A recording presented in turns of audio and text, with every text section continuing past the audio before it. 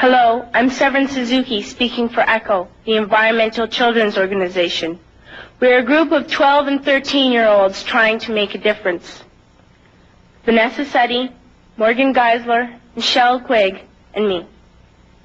We've raised all the money to come here ourselves, to come 5,000 miles to tell you adults you must change your ways.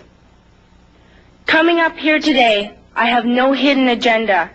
I am fighting for my future. Losing my future is not like losing an election or a few points on the stock market. I am here to speak for all generations to come. I am here to speak on behalf of the starving children around the world whose cries go unheard. I am here to speak for the countless animals dying across this planet because they have nowhere left to go. I am afraid to go out in the sun now because of the holes in our ozone. I am afraid to breathe the air because I don't know what chemicals are in it. I used to go fishing in Vancouver, my home, with my dad, until just a few years ago we found the fish full of cancers. And now we hear of animals and plants going extinct, every day vanishing forever. In my life, I have dreamt of seeing the great herds of wild animals, jungles and rainforests full of birds and butterflies. But now I wonder if they will even exist for my children to see. Did you have to worry of these things when you were my age? All this is happening before our eyes, and yet we act as if we have all the time we want and all the solutions. I'm only a child, and I don't have all the solutions. But I want you to realize, neither do you. You don't know how to fix the holes in our ozone layer. You don't know how to bring the salmon back up in a dead stream. You don't know how to bring back an animal now extinct. And you can't bring back the forest that once grew where there is now a desert. If you don't know how to fix it, please stop breaking it.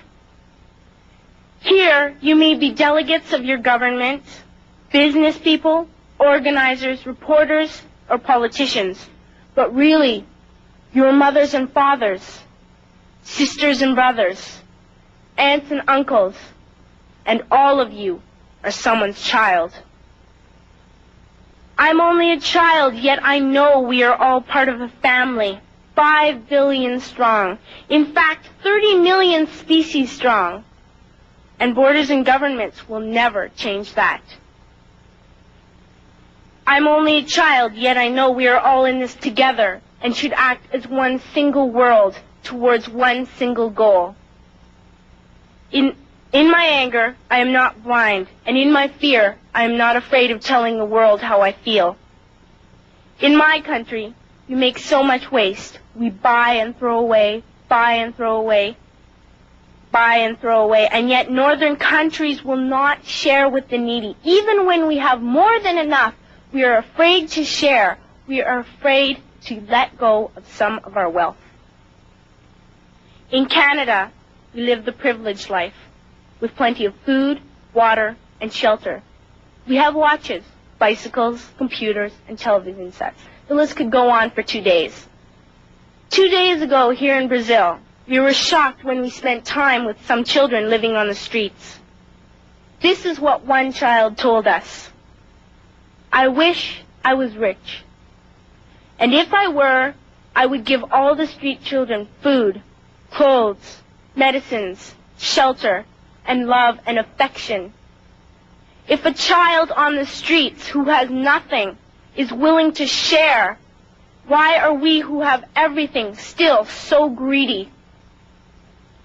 I can't stop thinking that these are children my own age, that it makes a tremendous difference where you are born. That I could be one of those children living in the favelas of Rio. I could be a child starving in Somalia, or a victim of war in the Middle East, or a beggar in India.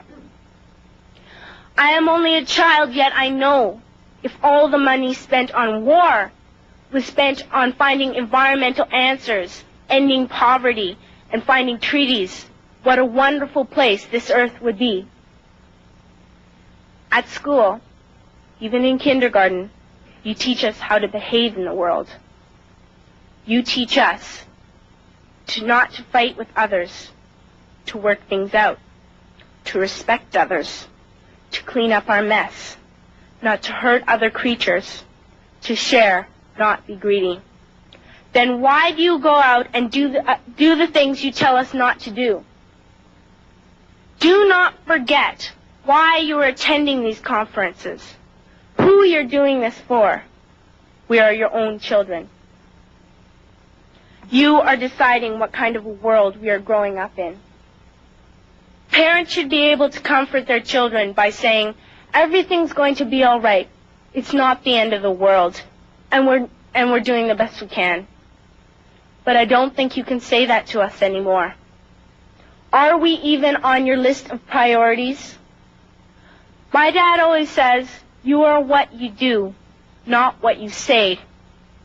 Well, what you do makes me cry at night. You grown-ups say you love us, but I challenge you, please, make your actions reflect your words. Thank you.